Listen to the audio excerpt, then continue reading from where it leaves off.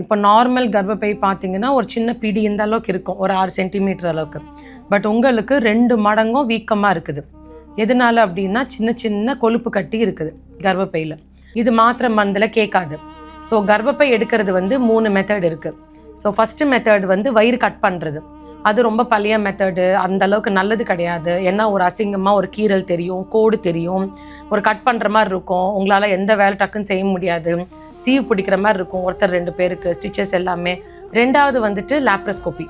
லேப்ரோஸ்கோப்பின்னா holes போடுறாங்க இல்லை, இப்போ தொப்புள் வழியாக ஒரு ஓட்டை போட்டுட்டு அந்த வழியாக வீடியோ கேமரா விட்டு பண்ணுறது. இங்கே ஒன்று போட்டு பண்ணுவாங்க. அது நல்ல மெத்தட் தான். மூணாவது என்னன்னா, இப்போ நமக்கு நார்மல் டெலிவரி ஆகிற வழியில் நம்ம குழந்தை பிறக்கிற வழி இருக்குதுல்ல, அந்த வழியிலேயே நம்ம கர்ப்பப்பை எடுத்துடலாம். வயிறும் கட் பண்ண வேண்டாம், ஹோல்ஸும் எதுவும் போட வேண்டாம், கீழ் வழியாகவே எடுத்துடலாம். எந்த ஒரு கீரலோ கோடோ தையலோ எதுவுமே இருக்காது. முதுகில் ஊசியெல்லாம் கிடையாது. பெரிய மயக்கம் கொடுப்போம். பெரிய மயக்கம்னா கேஸ் மூலியமாக வாயில் டியூப் போட்டுட்டு கொடுப்போம். ஸோ அந்த மாதிரி பண்ணும்போது நார்மல் டெலிவரி ஆச்சுன்னா எப்படி மறுநாள் எஞ்சி உட்காந்துருவீங்க, எல்லா வேலை செய்வீங்க.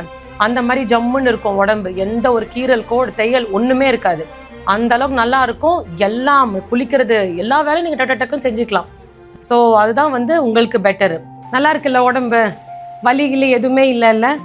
சரி வாங்க.